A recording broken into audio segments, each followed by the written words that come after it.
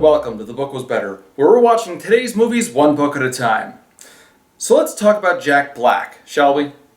He's a funny guy, has a decent acting range, though he generally gets picked for amusing comedy roles. He's the frontman of the band Tenacious D, and really brought the game Brutal Legend to life.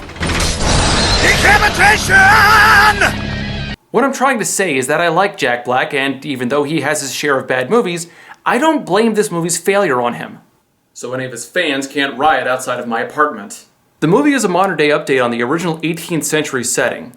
It follows Jack Black playing the titular Lemuel Gulliver. Who names their kid Lemuel in this day and age? Gulliver works in the mailroom of some nameless company, until one day he takes a chance to talk to the woman he has a crush on at work and signs up to be a travel reporter. And from there, gets transported to the island of Lilliput, where he's a giant among its inhabitants. And hijinks ensue. The movie came out on Christmas Day, 2010, to remarkably bad reviews. Its opening weekend run only brought in $6 million, putting it in 8th place theatrically, which made it the lowest opening for a 3D movie ever. Until Drive Angry took that title 2 months later. Domestically, the movie was a bomb, with the only notable profits occurring overseas. Also, director Rob Letterman was good enough not to credit author Jonathan Swift anywhere in the movie. I'm sure that means we're in for a respectful, meaningful tribute to a centuries-old tale. Gulliver's Travels is an interesting story. It's one that a lot of people know about, but not accurately or even much at all. For example, when you hear the name Gulliver's Travels, you probably think about the one man who landed on an island called Lilliput, which was inhabited by tiny people. But what about the land of Brobdingnag, or Laputa, or Balnabari, or Lugnag, or Glubdubdrib? And the strangest of all these lands, Japan. Gulliver went to a whole host of different places all over the world, not just Lilliput. In fact, the original title of the book is Travels into Several Remote Nations of the World, in 4 parts, by Lemuel Gulliver, first a surgeon, and then a captain of several ships. It was written by Jonathan Swift, first published in 1726. Based on the story they know, most people might think that Gulliver's Travels was an adventure book like Treasure Island or Robinson Crusoe. But no.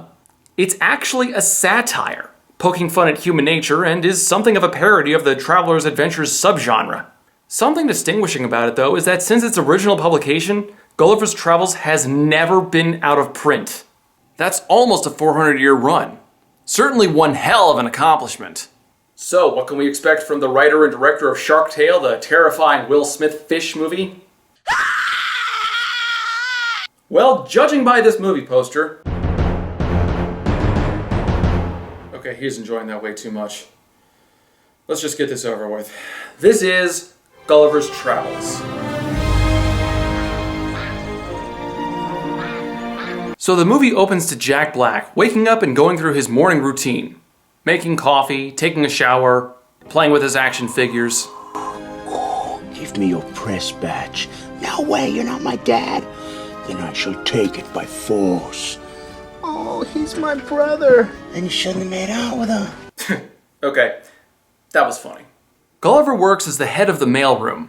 He's childish and goofy, but is treated as a lighthearted comedy, so it works. You're hired. I'm Lemuel Gulliver. Welcome to the team. I was hired yesterday by HR. Doggy wants a bone. What? Doggy wants a bone. Gulliver shows his new lackey around, a guy named Dan, played by T.J. Miller. Dan, what are you doing? You can't talk to those guys. Why not? Because, okay, this is your first day. We are the mailroom guys. Mailroom guys are meant to be seen and not heard. And ideally, not even seen. Okay? We're not on their level. We're the little people. Gulliver also has a crush on the company's travel editor, named Darcy, who's played by Amanda Peet. How's your day going? Really good. Just really, really good. What are you doing this weekend? So much stuff. Just gonna be, a bunch of stuff. Cool. Yeah, it's cool.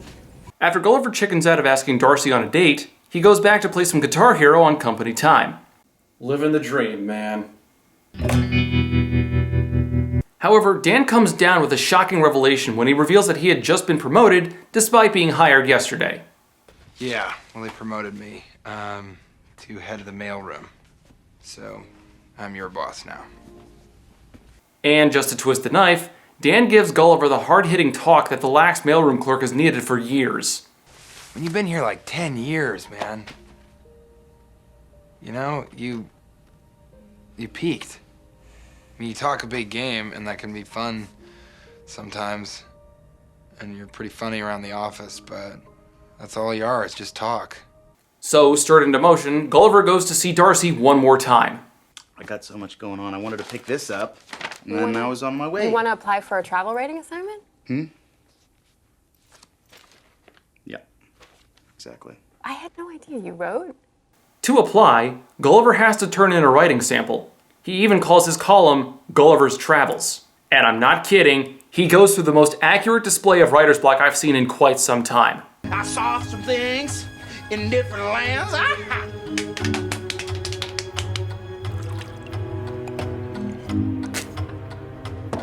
I gotta write this thing! Ultimately, Gulliver isn't able to come up with anything, so he steals entire paragraphs from other travel blogs. That's right. Plagiarism. The next morning, Darcy is impressed with Gulliver's piece. So much so that she sets him up with a job right away. I think I have the perfect fluff piece to start you off with. There's a guy down in Bermuda who claims he has the secret to the Bermuda Triangle. He's either crazy or he's trying to bilk tourists. That's right. The Bermuda Triangle. Needless to say, things don't go well for Gulliver when he gets sucked into a whirlpool and wakes up on the island of Lilliput. You know, so far, this is a pretty good movie. No, I mean it. The main character and his world have been well established. He has flaws that aren't so severe that we can't like him. He has a goal he can work towards, and now the movie has a central conflict that he can work through to earn that goal. So let's shit all over that quality, shall we? Gulliver wakes up, unable to move, and discovers that he's been pinned down on a beach by tiny people who are only a few inches high. And he reacts the way any rational person would.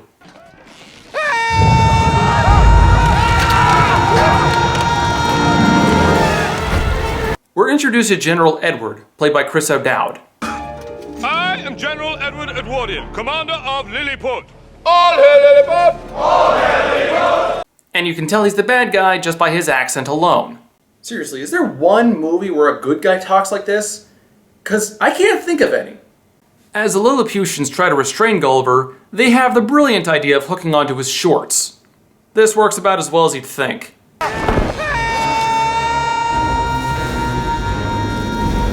Unlucky. Fun fact, this Lilliputian is listed in the credits as Butt Crack Man. I don't think he's going to be putting that on his resume.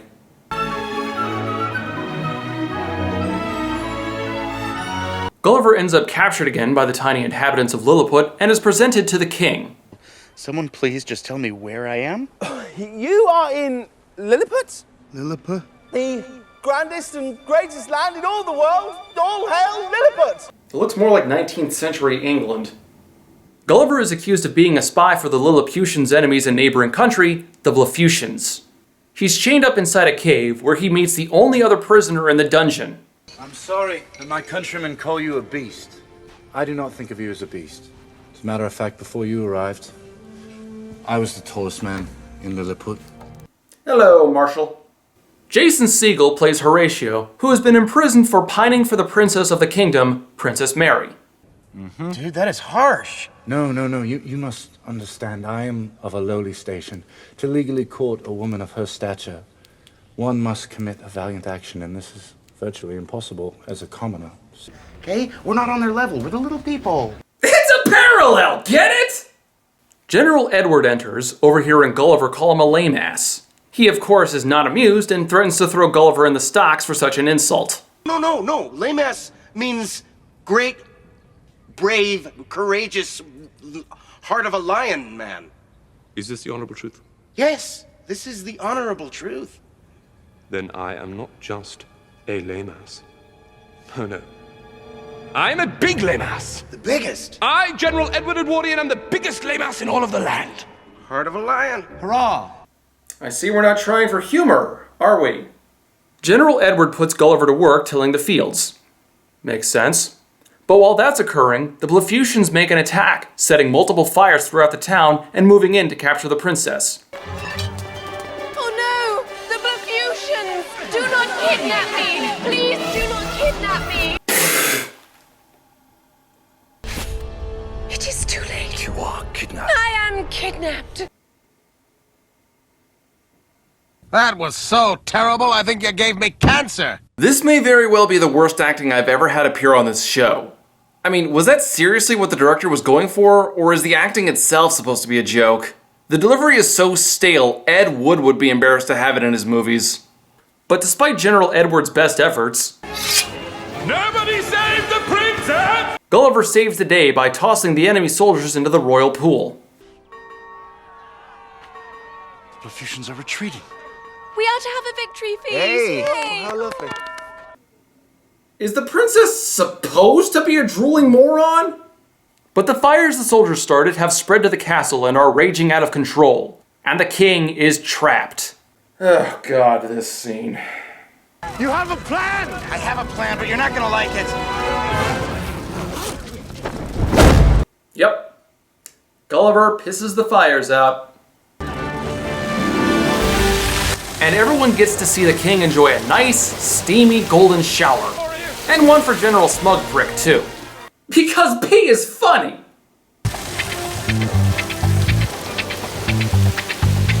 I was so ready to just tear this scene apart and dismantle it for the obviously juvenile humor. But you know what? This is canon. I know, I was surprised too.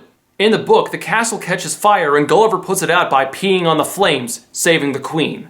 It just looks like such a stupid scene, and given the humor we've been dealt so far, this could have only been a cheap attempt at a lame joke. But no, this is actually properly adapted from the book. I don't know what pisses me off more. The fact that I can't get angry at the movie for being loyal to the source material, or the fact that Jack Black whipping out his dick was plot relevant. Okay, now whip out your junk and wave it at him! What? Grateful that he's put out the fire and saved the royal family, the king declares Gulliver a national hero. The king throws a banquet for Gulliver as the guest of honor, with Marshall as his +1. And that's when the movie goes from harmlessly dumb to needlessly asinine. Have you ever heard of the liar revealed plot? Well, I'm not from a kingdom. I'm actually from a democracy. You see, we elect a president every 4 years. You are so honorable and courageous. Were you the president? Oh, well, of course he was, Mother. Look at him. He is the most powerful gentleman in all the land. I'm so sorry if Mother embarrassed you. Nah, it's a common mistake to not think I was president. Yep. And naturally, this entire plot can only end in a wedgie. You brought this on yourself, beast! And I know the Lilliputians are supposed to be starstruck with Gulliver, but how can they be so gullible when he delivers lines like this? Noble as well. Yeah, I was super noble. I was actually known as President the Awesome. Everyone is convinced by Gulliver's story, except for General Obvious Traitor. President the Awesome. Pretty unlikely title. So the Lilliputians decide that caring for their own country is stupid and get to work tending to Gulliver's every petty need. In the meantime, I'm sure we could find you suitable accommodations. What do you mean, like some hay to sleep on? Anything. Anything? We are the finest builders in all the land. We could build you anything. Seriously, we are ridiculously good builders. And this leads immediately to Gulliver living in a house that looks like it came straight out of Malibu. In the book, the Lilliputians were good at construction and sewed a new suit for Gulliver and gave him basic accommodations. But nothing like a steampunk coffee machine. I guess we can excuse this since the movie is just trying to tell a joke. I mean, it's not funny or anything, but still. Gulliver takes immediate advantage of the Lilliputians and even has them construct a massive theater where he has them put on Star Wars and Titanic and passes it off as events from his own life.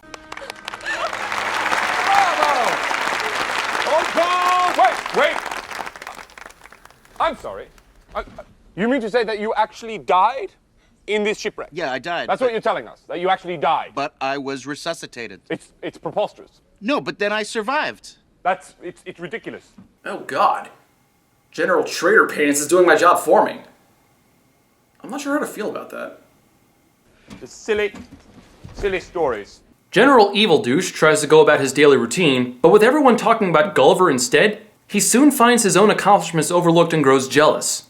So much so that he's willing to deactivate the defense grid protecting the island from the invading Blefutian fleet. They have turned off the defense system.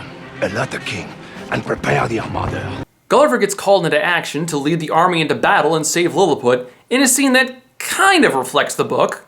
What's going on? I heard the bells. As our mighty general, you must lead the army to save Lilliput and vanquish the entire Blafusion armada. You want me to vanquish all of them? Yes, please. Every last one of them. And just because you asked for it, we get some hot, shirtless Jack Black action!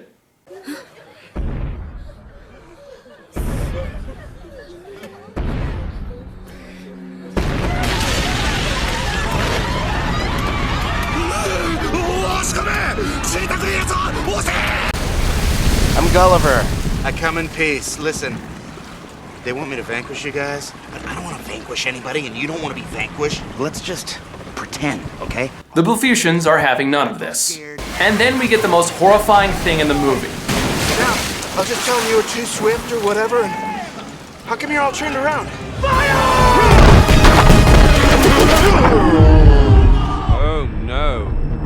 Look at it! Look at it! And then this happens.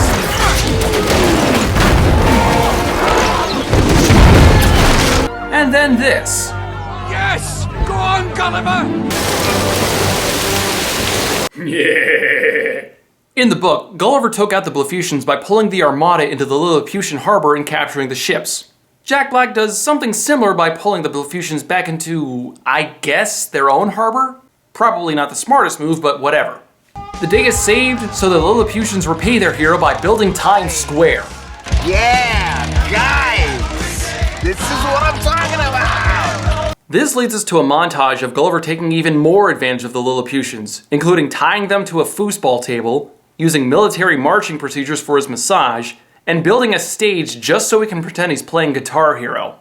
But while Gulliver is screwing around, General Up His Own Ass discovers Gulliver's boat and promises to rebuild it. I come bearing the most terrific news. Yeah, really? We have discovered your ship. And they discover something more than his boat, including instructions on building a robot from some magazine and Gulliver's phone. Sergeant Peacock, what's it doing? He's checking his voicemail, General Edward. Oh, good. What's voicemail? Gulliver has been on that island for at least a week. How does that phone have any battery life? Hey, Gulliver, it's me. It's Darcy.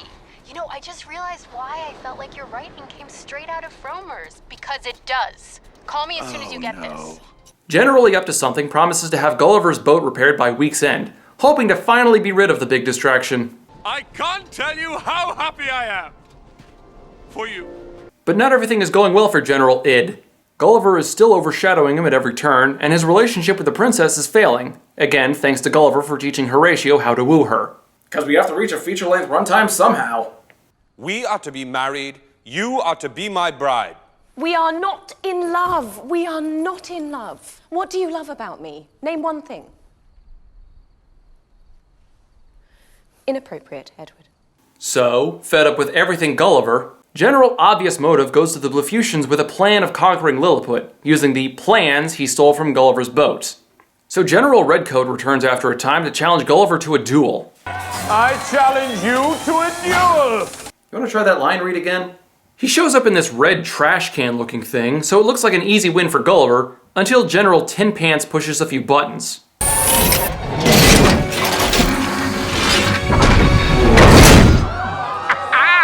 We've barely started making bipedal robots. How the hell did a 19th century civilization make a giant mech suit with Sith powers?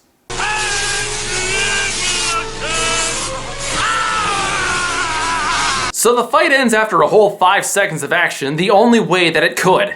Sure, yeah, whatever. No, say it properly. Say you surrender. Yeah. Okay, I can't tell from the delivery. Is he in pain, or is he enjoying himself?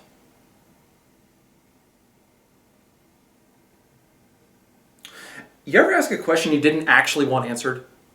For his failure to stop generally annoying, Gulliver is exiled to the island where they dare not go. Given how the movie's progressed, however, it might as well be called The Island We Couldn't Pronounce. Gulliver gets captured in a giant glass jar and wakes up in a dollhouse, wearing a pretty pink dress. And I presume this is supposed to be Gloomdal Klitsch. Gloomdal Klitsch was the little girl, little being relative here, who took care of Gulliver when he arrived in the land of giants, though that often meant treating him like a living doll. I can't say that the movie gets any more accurate than that, though. This sequence is mostly here to toss out a few throwaway jokes.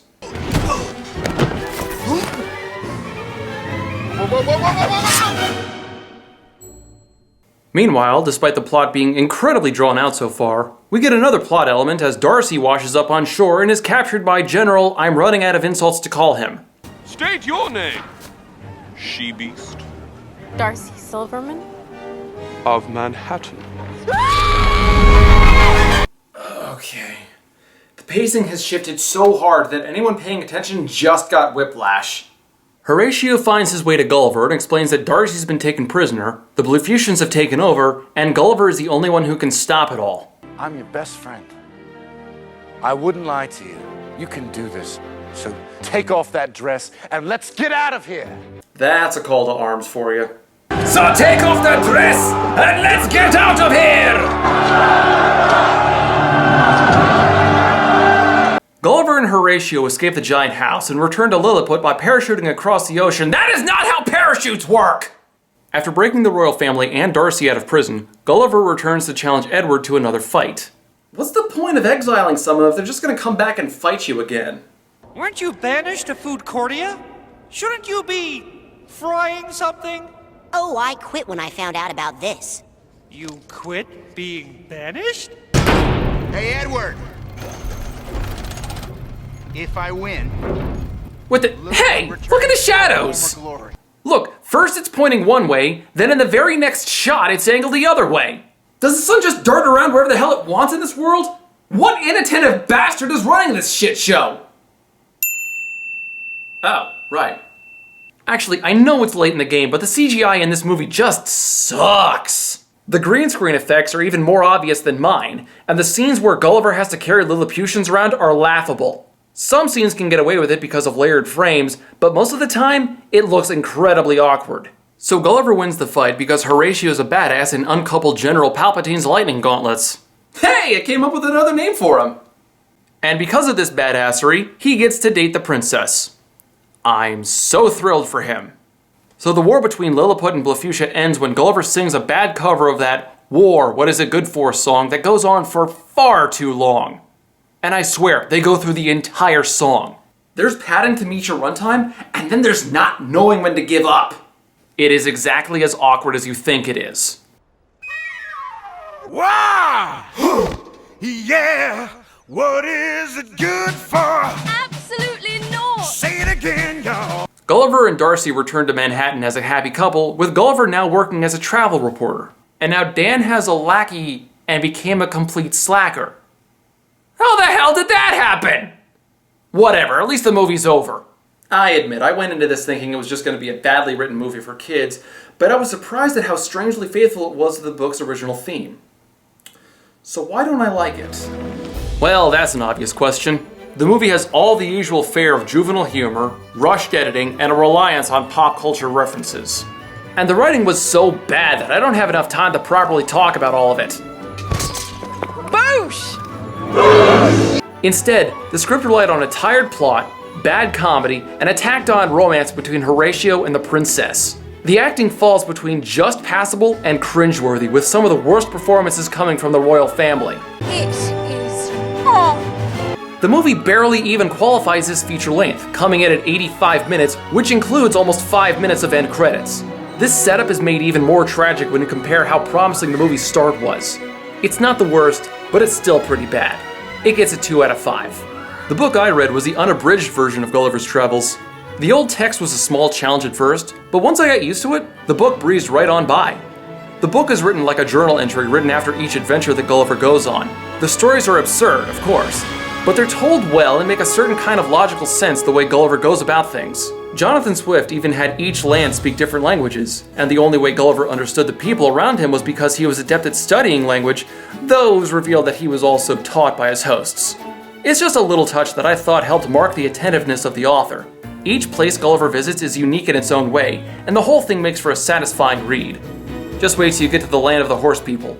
It gets a 4 out of 5. The movie gets a little more complicated when you consider its adaptation. I didn't talk about it much, but it felt like there was an attempt to satirize something, much like the original text. At the very least, it felt like the writer or director read the book. They just didn't translate it well. It did have a nugget of potential starting out, and although the premise was ridiculous, that didn't have to mean the movie would suck. I feel like if it had focused more on commenting on Gulliver's bad habits and using them more as social commentary about laziness or something like that, then the movie could have been vastly better. Instead, the movie opted for gross-out humor and a cliché plot. Making children think? We can't have that, now can we? As an adaptation, it gets a 2 out of 5. Well, at least the book was enjoyable. Which makes me think I should read more classics for this show. And with Disney's new movie coming out next month, I think I'll do just that. Later, guys.